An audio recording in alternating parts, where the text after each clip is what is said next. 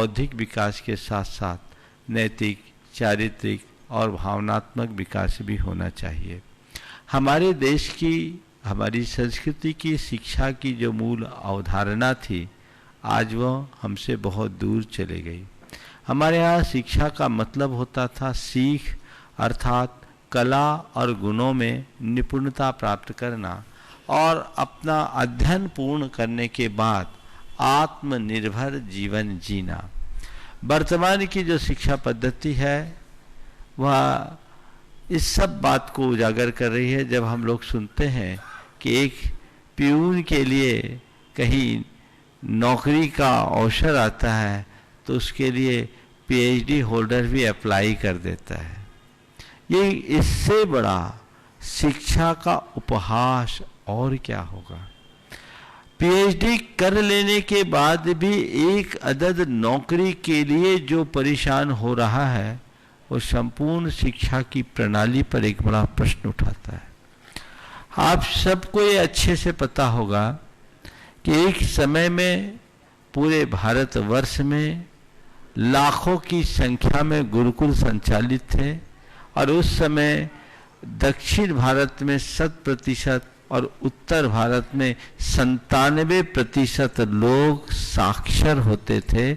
उस समय कोई बेरोजगार नहीं होता था, कोई भिखारी नहीं होता था, कहीं कोई कमजोर नहीं होता था और सबकी शिक्षा अनिवार्य थी। गुरुकुल प्रणाली से सबकी शिक्षा पूरी की जाती थी, शिक्षा निःशुल्क थी और सभी गुरुकुलों के संचालनों का भार राजकोष से अथवा वहाँ के श्रेष्ठी जनों के उदार सहयोग से पूरा होता था। अंग्रेजों ने हमारी शिक्षा नीति में एक बदलाव किया मैकाले के उद्बोधन के बाद और 1856 में गुरुकुल प्रणाली पर प्रतिबंध लगा दिया गया, उसे अवैध घोषित किया गया और तब से स्कूल शुरू हुए, विद्यालय शुरू हुए। और उसके पीछे उनकी एक ही मानसिकता थी, उन्हें बाबुओं की जरूरत थी, तो पढ़ा लिखा कर हम लोगों को बाबू बना दें और अपना काम चलाएं। और आज भी वही हो रहा है। हर कोई उच्च शिक्षा संपन्न होने के उपरांत भी शिक्षा के मूलभूत लाभ से वंचित है। आज हमारी परंपरागत जो कलाएं थी, हमारे गुण थे, वे दिनों दिन छिन्न भिन्न हो रहे हैं। तो इस दिशा में परिवर्तन होना चाहिए और नई शिक्षा नीति में हमें पुरानी अवधारणाओं को और समाविष्ट करना चाहिए। जहाँ तक वर्तमान की स्थिति का सवाल है, आज टेक्नोलॉजी का युग है, विज्ञान का युग है। मैं टेक्नोलॉजी और विज्ञान की उपयोगिता को कभी नकार नहीं सकता, उसकी अपनी उपयोगिता है। और हम अपनी पुरानी शिक्षा पद्धति में यदि इन सब चीज़ों का समावेश कर दें तो ये हमारे देश के लिए, हमारी संस्कृति के लिए, हमारी भावी पीढ़ी के लिए बहुत मददगार होगी। हमारे गुरुदेव का सदैव इस विषय पर बहुत विशेष ध्यान रहा है और उन्होंने हमेशा पूरे देश की जनता को इस विषय के लिए उत्साहित किया कि भारत में भारतीयता का विकास होना चाहिए और हम भारतीय पद्धति से ही भारत को आगे बढ़ाएं। उनका बहुत साफ कहना है कि भारत को आगे बढ़ाना चाहते हो तो प्राचीन भारत को भारत का आदर्श बनाओ। भारत का एक वह युग, वह दौर जिस समय भारत विश्व गुरु होने का गौरव प्राप्त करता था, जिस समय भारतीय संस्कृति बड़ी समृद्ध संस्कृति मानी जाती थी, जिस काल में भारत को सोने की चिड़िया के नाम से पहचाना जाता था। अनेक विदेशी आक्रांताओं और साथ में अंग्रेजी हुकूमत के लंबे शासन के बाद धीरे धीरे हमारे संस्कृति का वह तत्व छिन्न भिन्न हो गया और अब धीरे धीरे हमारी सांस्कृतिक निष्ठा भी शिथिल होने लगी है। हमें उसे पुनर्जागृत करना चाहिए और उस दिशा में कोई सार्थक प्रयास करना चाहिए। यदि ऐसा प्रयास हो तो वो हम लोगों के लिए, हमारे पूरी की पूरी भारतीय संस्कृति के लिए बहुत अच्छा होगा और आने वाली पीढ़ियों के लिए अच्छा होगा। आप सब इस पर गंभीरता से विचार भी कर रहे होंगे। सरकार ने नई शिक्षा नीति के तहत कुछ परिवर्तन के प्रावधान तो किए हैं, लेकिन अभी वो बातें पूरी तरह स्पष्ट होकर नहीं आई हैं और अभी सुनिश्चित तौर पर ये कहा भी नहीं जा सकता कि उनमें इन सब बातों का समावेश हो ही जाएगा। लेकिन हम सब के अंदर एक जागरूकता आनी चाहिए। समाज में जागरूकता जब तक नहीं आएगी तब तक हम न तो बदलाव ला सकेंगे और न ही हम लोगों को अपनी संस्कृति के प्रति निष्ठावान बना सकेंगे। तो वो हमारा सबसे प्रमुख प्रयास होना चाहिए। और साथ ही यहाँ काशी के विद्वानों के संदर्भ सामने मैं एक बात जरूर कहना चाहूँगा कि काशी सर्व विद्या की राजधानी मानी जाती है। मुझे मालूम पड़ा यहाँ प्राकृत विद्या के अध्यापन की कोई व्यवस्था नहीं है। सबको मिलजुल करके एक प्रयास ये करना चाहिए, क्योंकि प्राकृत भी भारत की एक बड़ी प्राचीन और मौलिक भाषा है, भारत को एक नई पहचान देने वाली है। यदि उस दिशा में आप सब कुछ सार्थक पहल करेंगे तो बहुत अच्छा परिणाम आएगा। अधिक विस्तार से तो मैं कुछ अपेक्षा नहीं रखता, क्योंकि आप सब लोग इस विषय से पूरी तरह परिचित हैं और इस दिशा में कुछ काम भी कर रहे होंगे। लेकिन हमें इसे और गति देना है, एक अभियान बनाना चाहिए जिससे लोग इसे जुड़े और सही दिशा में आगे बढ़ सके। मैं अपनी वाणी को विराम दूंगा। आचार्य महाराज ने इस दिशा में निरंतर प्रेरणा दी है। वे स्वरोजगार, स्वदेशी, स्वावलंबन, स्वभाषा को आगे बढ़ाने की प्रेरणा देते हुए भारत की शिक्षा नीति की आमूल समीक्षा की बात की है। वर्तमान में शिक्षा नीति के बदलाव में आचार्य महाराज का उल्लेख भी किया गया है। ये एक बहुत अच्छी बात है, ये उनके दूरदर्शी सोच का एक परिणाम है। यद्यपि ये कार्य शिक्षाविद कर रहे हैं, पर संतों के द्वारा इस तरह की प्रेरणा मिलना एक बहुत ही सकारात्मक पहल मानी जाती है और इससे समाज में एक बहुत बड़ा बदलाव घटित हो सकता है। तो ऐसी ही दिशा और दृष्टि आप सबकी बने। आप सब यहाँ आज उपस्थित हुए हैं। हाँ,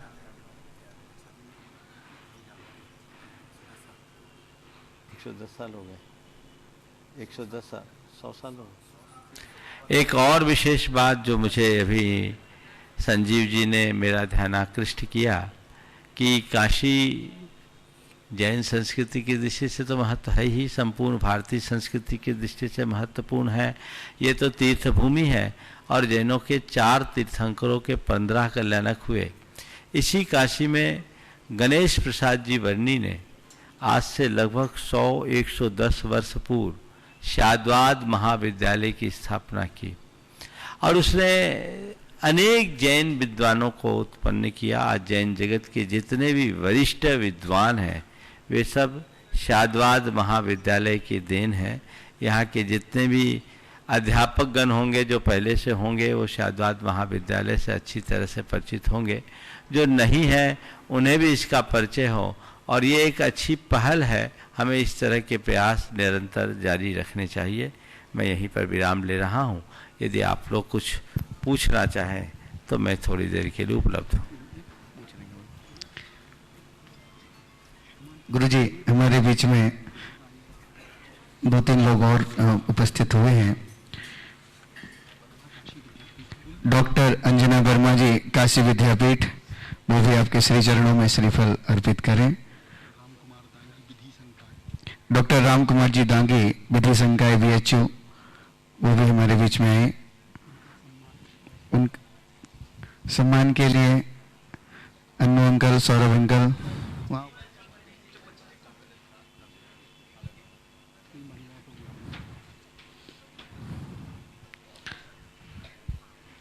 ठीक है।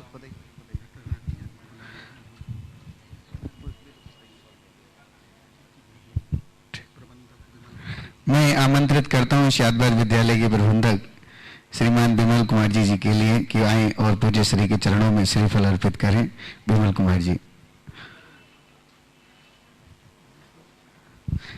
इसके बाद हम किसी विद्वान के अगर किसी प्रकार के कोई भी प्रश्न हो तो वो पूज्य श्री के सम्मुख अपने प्रश्नों को रख सकते हैं। एक कॉर्डलेस माइक चालू कर दें और पीछे वहां विद्वत वर्ग के पास पहुंचा दें। बाबा जी ऊपर आ जाए मंच पे। बाबा जी,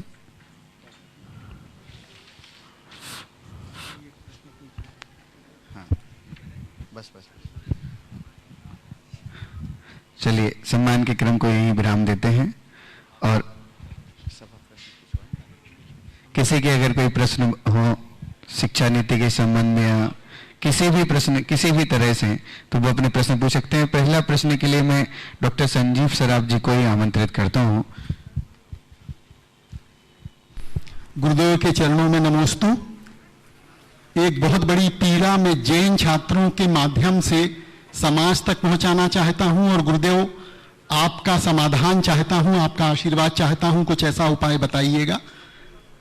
वर्तमान में Jain IIT, Jain Indian institute of management, Indian institute of science education research, NIT, Indian institute of science और जितने भी उत्कृष्ट संस्थान हैं, उन सभी में जो हमारे जैन समाज के बच्चे जाते हैं उन्हें शाकाहार और मांसाहार मेस एक साथ ही मिलती है।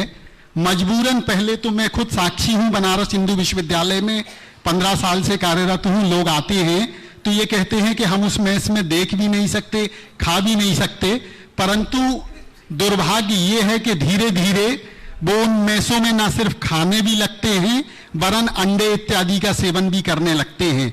जो आपकी पीड़ा है, गुणायतन ट्रस्ट के माध्यम से आप वैज्ञानिक तरीके से जो समाधान देते हैं, ऐसे में क्या किया जाए? क्योंकि हम लोगों ने प्रयास किया है शासन लेवल पर, क्या अच्छा हो यदि समाज, जैसा कि आपकी प्रेरणा से जो हमें मालूम हुआ है, विभिन्न नगरों में जैन हॉस्टल्स के निर्माण की एक योजना है, वह सचमुच यदि हम जैन संस्कार अपने बच्चों को दे पाएंगे तो यह धर्म आगे जाएगा। आपने अपनी एक पीड़ा और व्यक्त की जो प्राकृत विद्या है। प्राकृत विद्या का कोर्स काशी हिंदू विश्वविद्यालय जैसे बड़े विश्वविद्यालय में 2005 से बंद है। मैं आनंद जी के साथ, कमलेश जी के साथ और विवेकानंद जी स्थानीय विद्वानों के साथ इस प्रयास में लगा हूं कि वह कोर्स फिर से शुरू हो, ताकि अब नई शिक्षा नीति में इस पर प्रकाश दिया गया है परम पूज्य गुरुवर आचार्य विद्यासागर जी महाराज की सलाह से। तो ये ऐसे मुद्दे हैं जिन पर हम आपसे मार्गदर्शन, आपसे आशीर्वाद चाहते हैं गुरुदेव। देखिए, ये एक बहुत बड़ी समस्या है। उच्च शिक्षा आज की अनिवार्यता हो गई, पर शिक्षा के साथ संस्कारों को सुरक्षित रखना पूरी समाज की जवाबदारी है। जो बच्चे बहुत जागरूक होते हैं वो अपने अनुरूप वातावरण बना लेते हैं। मुझे ध्यान है, जब मैं भोपाल में था तो एक युवक जो आईआईटी कर रहा था, संजीव जी, संभवतः वह आपके बीएचयू से ही था। उसने मुझे एक बात बताई थी कि उसने शाकाहारी मैस बना लिया। ये सही है? हाँ, वो भोपाल का युवक था और उसमें वे हमेशा फेस्टिवल भी करते हैं और लोग बहुत उत्साह के साथ उसे आगे बढ़ा रहे हैं और उसमें सभी शाकाहारी समुदाय के लोग बढ़ रहे हैं। तो ये बात केवल जैनियों के लिए नहीं, तमाम शाकाहारी समुदाय से संबंध रखने वाले लोगों के लिए है।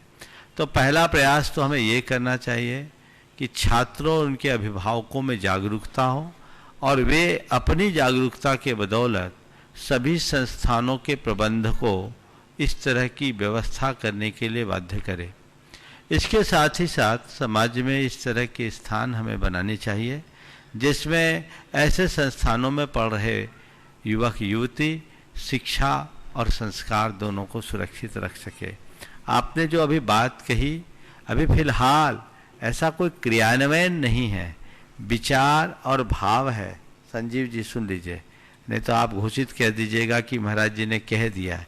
इसकी एक भावना है, जब वो मूर्त रूप लेगी तब आगे उस पर बढ़ा जाएगा, लेकिन समाज में इसकी बड़ी प्रबल आवश्यकता है और इस दिशा में हमें बिल्कुल ध्यान देना चाहिए, क्योंकि आज समाज का प्रबुद्ध वर्ग संस्कारित होगा, तभी आने वाली पीढ़ी को हम संभाल पाएंगे।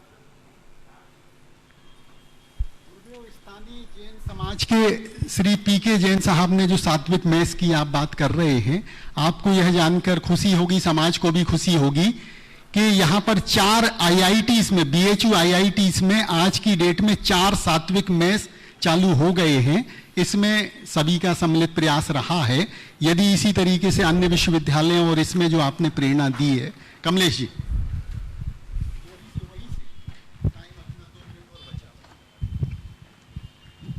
पूज्य श्री, एक आचार्य अमित गति ने एक श्लोक लिखा है, स्वयं कृतम कर्म यदात्मना पुरा फलम तदीयम लभते शुभाशुभम परेण दत्ते यदि लभ्यते स्फुटम स्वयं कृतम कर्म निरर्थकम तदा। ये बहुत बड़ा प्रश्न है कि जो व्यक्ति जैसा कर्म करता है उसका वैसा फल उसे प्राप्त होता है, शुभ करे तो शुभ, अशुभ करे तो अशुभ। लेकिन यदि उस फल को किसी दूसरे के द्वारा दिया जाए तो स्वयं का जो कर्म है वो निरर्थक हो जाता। मेरा निवेदन इसमें यह है कि क्या ऐसा संभव है कि हमारी जो एक श्रद्धा मूलक जो हमारी परंपरा है, ईश्वर को हम मानते हैं, और दूसरी परंपरा यह है कि कर्म को ही हम स्वयं मानते हैं कि कर्म फल देता है, तो इन दोनों में कोई समन्वय स्थापित हो सकता है क्या? पूज्य श्री से निवेदन। देखिए, आपने एक बहुत गहन दार्शनिक सवाल खड़ा किया। रमेश निर्मेश इस विषय में काफी विस्तृत विवेचना की अपेक्षा है। मैं किसी दार्शनिक मत की समीक्षा करना नहीं चाहता, क्योंकि वो इस मंच का विषय नहीं। लेकिन हर बात की तार्किकता को परखा जा सकता है, समझा जा सकता है। सबसे पहली बात तो मैं आपसे कहूं कि वस्तु के परिवर्तन या परिणमन में न तो ईश्वरवाद पूरी तरह सक्षम है, न ही कर्मवाद। जैन परंपरा के अनुसार यदि आप केवल कर्मवाद पर ही भरोसा करते हैं तो आप में और ईश्वरवादियों में कोई अंतर नहीं, केवल नाम का परिवर्तन है। आचार्य कुंद ने स्पष्ट शब्दों में कहा, लोगस कत्ता विन्नु समनानम पुनो कम्मोति। फिर तुमने नाम बदल दिया, काम तो वही है। जो ईश्वरवादी है वो कहते हैं विधि का विधान ईश्वर के द्वारा संचालित है, और तुमने कह दिया कि विधि का विधान कर्म से संचालित है। कर्म विधि के विधान में एक महत्वपूर्ण भूमिका रखता है, पर कर्म ही सब कुछ नहीं है। हमें कालवाद, दैववाद, कर्मवाद, स्वभाववाद, इन सब पर विचार करना चाहिए। हर वस्तु स्वभावतः परिणमनशील है और उसके परिणमन में अनेक निमित्त काम करते हैं। एक द्रव्य दूसरे द्रव्य के परिणमन या परिवर्तन में निमित्त हो सकता है, कर्ता नहीं होता। कर्म भी हमारे परिणमनों का कर्ता नहीं है, कर्म केवल निमित्त है। मेरे भीतर क्रोध का उदय आ रहा है और मैं क्रोधी हूं, ये कोई जरूरी नहीं है। कर्म मुझे क्रोधी बनाता है, पर कर्म में इतनी ताकत नहीं कि वो हर पल मुझे क्रोधी ही बना रखे। कर्म मुझे क्रोधी बनाता है कब? जब मैं उससे प्रभावित होकर के क्रोध रूप परिणमन करता हूं तब। यदि कर्म के उदय में मैं अपने आप को स्थिर रखूं तो कर्म मेरा कुछ भी नहीं कर सकता। उसे झड़ने के लिए बाध्य होना पड़ता है। इस दार्शनिकता को समझने की जरूरत है। तो कर्म क्या हुआ? कर्म ने मुझे क्रोध दिलाया, क्रोधी बनाया नहीं, वो केवल निमित्त बना। मैंने खुद क्रोध रूप परिणमन किया जो मेरा विभाव था। यदि मैं स्वभाव का आश्रय ले लूं अपने ज्ञान को स्थिर रखूं, तो कर्म का कैसा भी चक्र आए वो मेरा कुछ नहीं कर सकता। तो इसे बहुत व्यापकता से समझने की आवश्यकता है। जहां तक ईश्वर के कर्तृत्व का या कर्म के कृतित्व का सवाल है, जो ईश्वर पर विश्वास करते हुए ईश्वर को कर्ता मानते हैं, जैन धर्म हर आत्मा को ईश्वर मानता, अप्पा सो परमप्पा जैन दर्शन का एक मूल उद्घोष है। और वो कहते हैं कि ईश्वर भी कर्ता नहीं है, वह निमित्त है। इसी तरह कर्म भी कर्ता नहीं है, निमित्त है, क्योंकि कर्म अपना फल देने में स्वतंत्र नहीं है। वह द्रव्य, क्षेत्र, काल, भाव के आश्रय से अपना फल देता है। यदि हम कर्म के अनुकूल द्रव्य, क्षेत्र, काल, भाव न रहने दे तो कर्म में ताकत कमजोर हो जाएगी।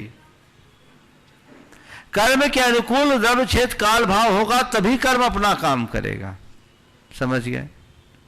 इस बात को अध्यात्म के ग्रंथों में अन्यत्र भी कहा गया है।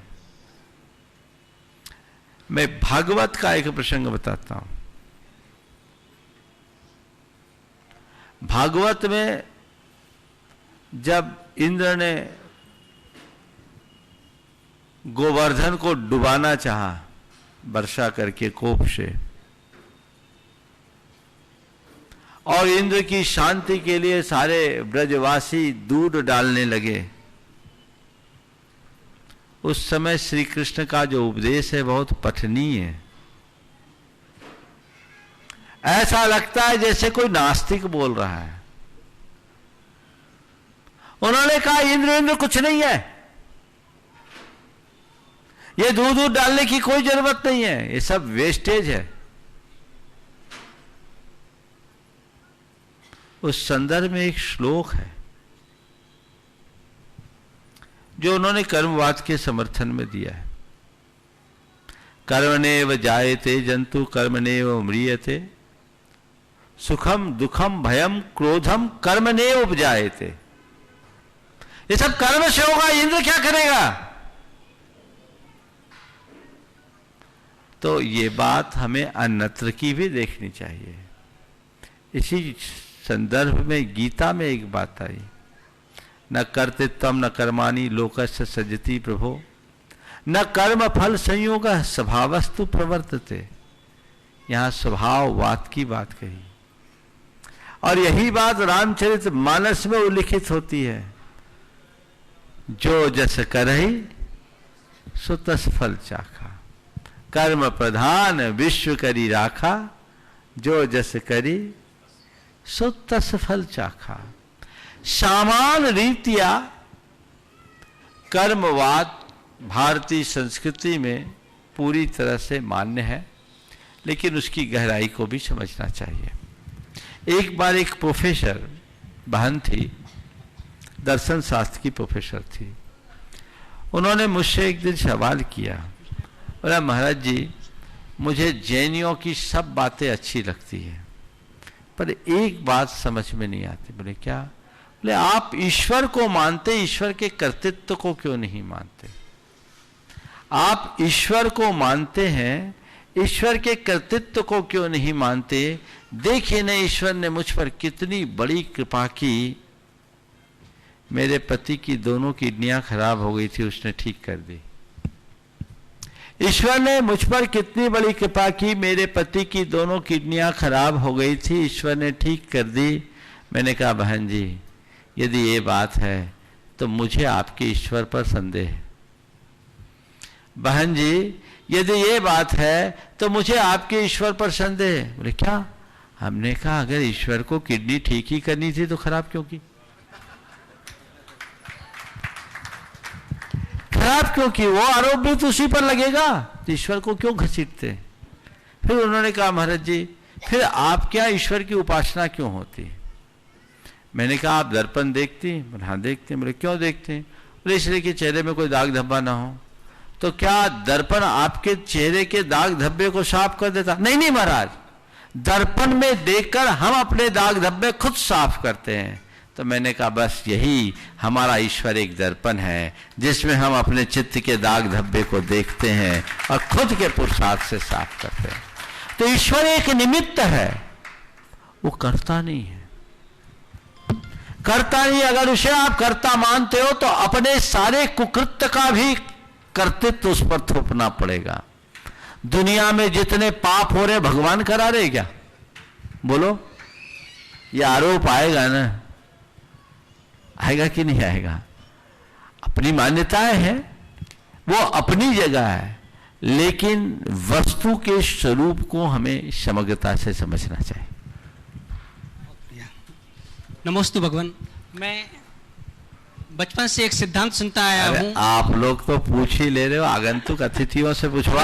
हाँ, आप लोग तो आगे भी पूछ लोगे। हाँ। जैन धर्म किसका जो माने उसका, एक सिद्धांत सुनते आ रहे हैं।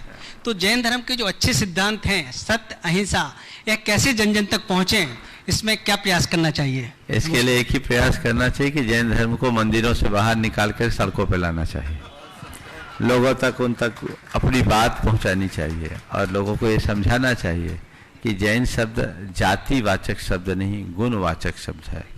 और मेरे संपर्क में ऐसे हजारों लोग हैं जो जन्मना जैन नहीं है, पर मैं उन सबको कर्मना जैन मानता हूं, क्योंकि वे जैनत्व की कसौटी पर खरे उतरते हैं। डॉक्टर रमेश कुमार निर्मेश का आचार्य श्री के चरणों में नमस्तु। मेरा जो प्रश्न है वो आज के सामाजिक परिवेश में थोड़ा सा हट के है और एक चिंता का विषय भी है। मैं रिसीवर से जानना चाहता हूं कि आज की जो हमारी जैन युवा पीढ़ी है वह स्वतंत्रता के नाम पर स्वच्छंदता को अपनाए चली जा रही है और एक बहुत बड़ी गिरावट हमारे सामने आ रही है, और इसको कैसे रोका जाए, इस दिशा में मैं मुनिवर का मार्गदर्शन चाहता हूं। नमस्ते। देखिए, ये बीमारी किसी एक समुदाय विशेष तक सीमित नहीं है। खड़े रहे आप 2 मिनट। अच्छा, यह बीमारी, कोई दिक्कत, यह बीमारी किसी एक समुदाय विशेष तक सीमित नहीं है, सर्व समाज में है। बल्कि मैं ये कहूं, आज कुएं में ही भांग पड़ी वाली बात है। इसके लिए हमें जरूरत है संस्कारों को जगाने की और संगति को सुधारने की। आज आपको बताऊं, सबसे ज्यादा विकृतियां उच्च शिक्षा संस्थानों में पढ़ रहे युवक युवतियों में आ रही है। आप लोग इसे निकट से देखते होंगे। इसकी जड़ में जाना होगा। मैं एक घटना बताता हूं। एक दिन मैं प्रवचन करके आया। प्रवचनोपरांत एक युवक मेरे पीछे पीछे आया, आके फूट फूट के रोने लगा। उसने आते ही दरवाजा बंद किया और कहा, महाराज जी मुझे प्रायश्चित चाहिए। क्या प्रायश्चित चाहिए?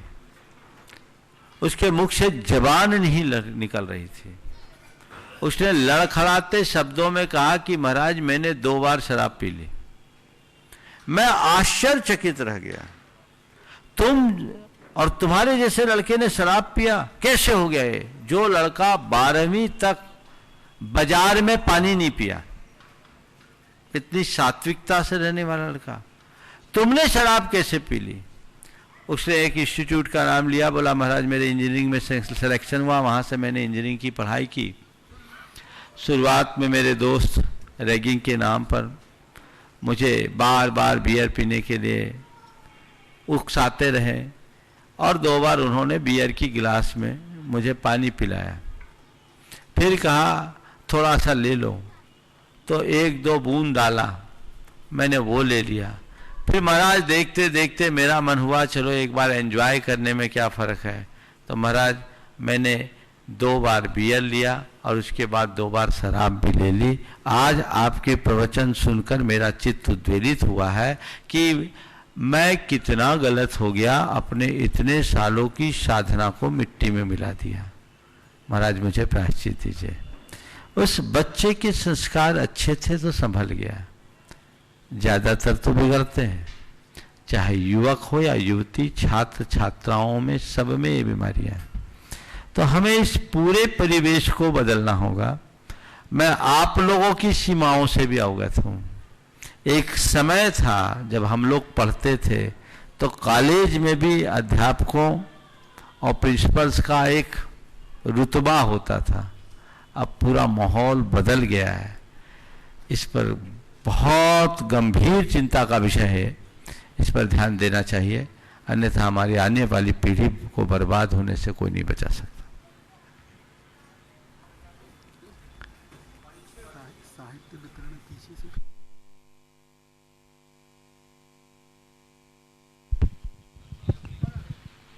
हेलो, मंच पर विराजमान मुनि प्रवर के चरणों में नमोस्तु, सादर नमोस्तु।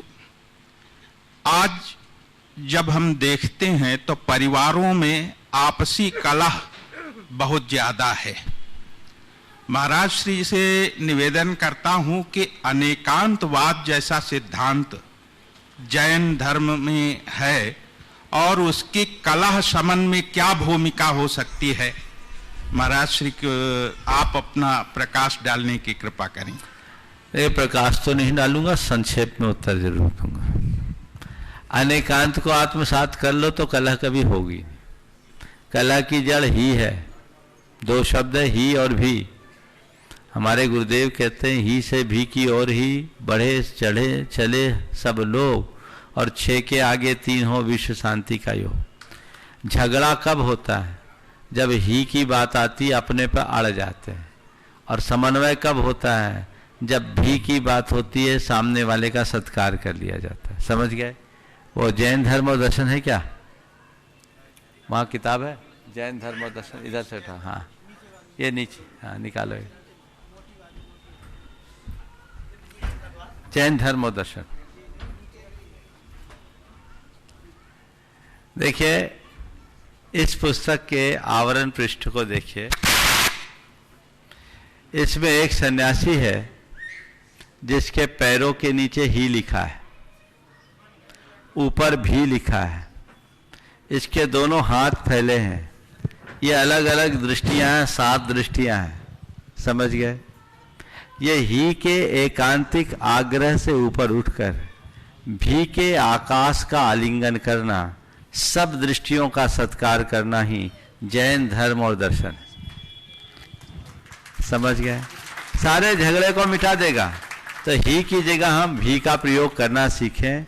मैं ही नहीं तुम भी, यही अनेकांत का सबसे व्यवहारिक रूप है।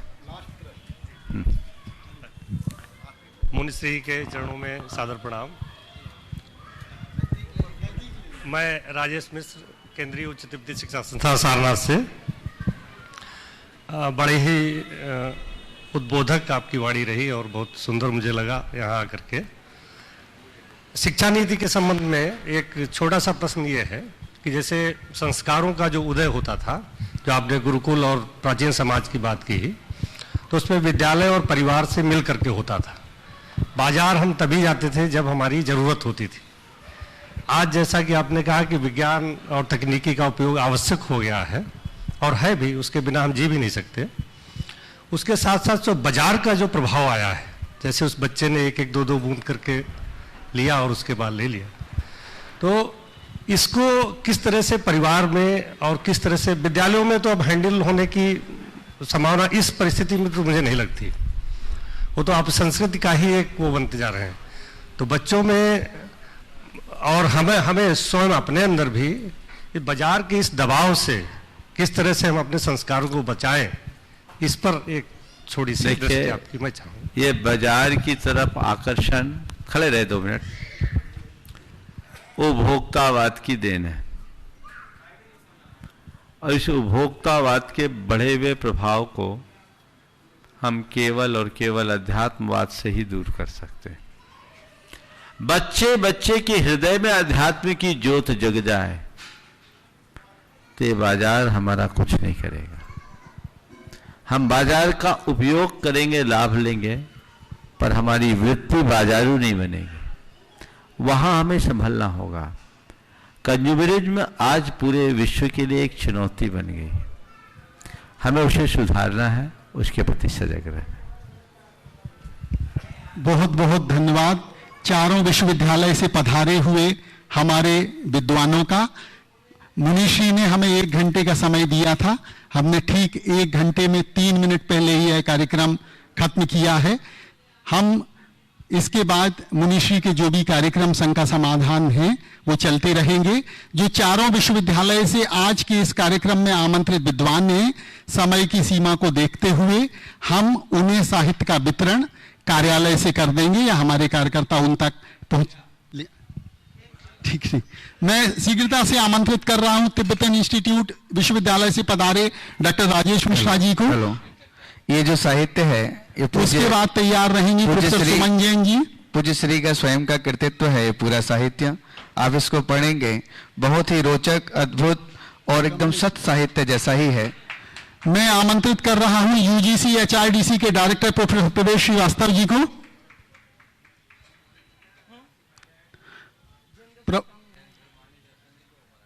प्रबंधक श्री बिमल जी को, जो कि हरिश्चंद्र कॉलेज के भी प्रबंधक हैं, शादवाद महाविद्यालय के भी प्रबंधक हैं, डॉक्टर अर्चना वर्मा जो कि काशी विद्यापीठ से हमारे बीच पधारी हुई हैं।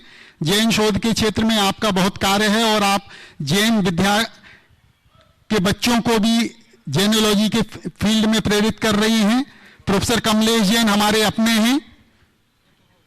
अर्पिता चटर्जी जो कि प्राचीन भारतीय इतिहास संस्कृति में प्रोफेसर हैं और जैन इतिहास के क्षेत्र में आपका अनुपम योगदान है। ऐसे ही हमारे बीच प्रोफेसर अर्चना शर्मा जी, आप भी प्राचीन भारतीय इतिहास में ही हैं। प्रोफेसर मुकुल राज मेहता जी जो कि दर्शन विभाग के विभाग अध्यक्ष हैं।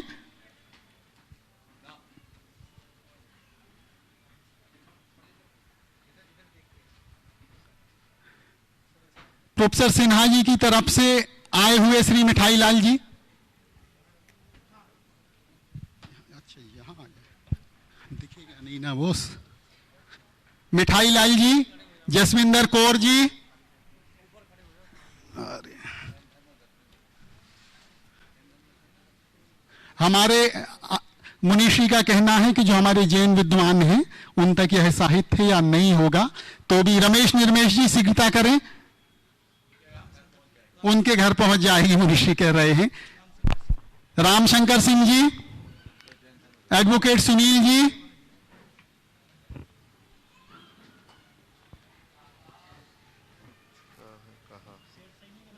और जो हमारे आमंत्रित विद्वान हों, समय सीमा की तीव्रता के कारण हम जिनको देख नहीं पा रहे हो, कृपया डॉक्टर रामकुमार दांगी जी,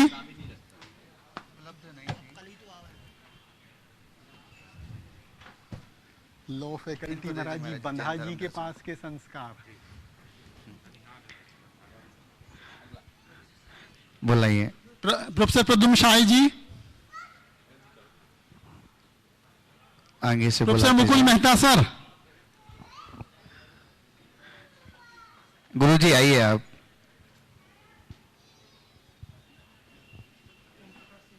डॉक्टर ओम प्रकाश सिंह जी,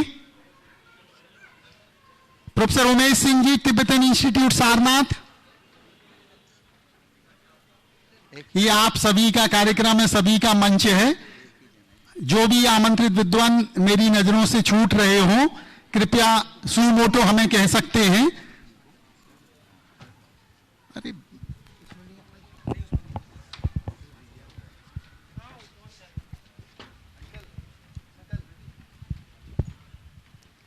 हेलो उमेश जी, पीछे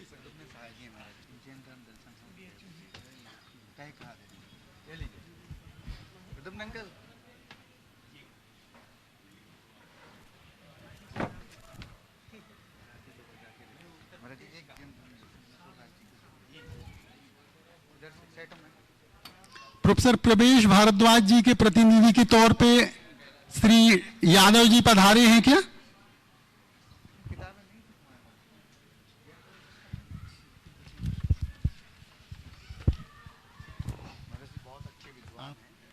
इनू मेहता जी भी एमएमबी की प्रिंसिपल हैं, लेकिन व्यस्तताओं के कारण नहीं आ पाए। ओम प्रकाश जी पार्श्वनाथ विद्यापीठ में हैं।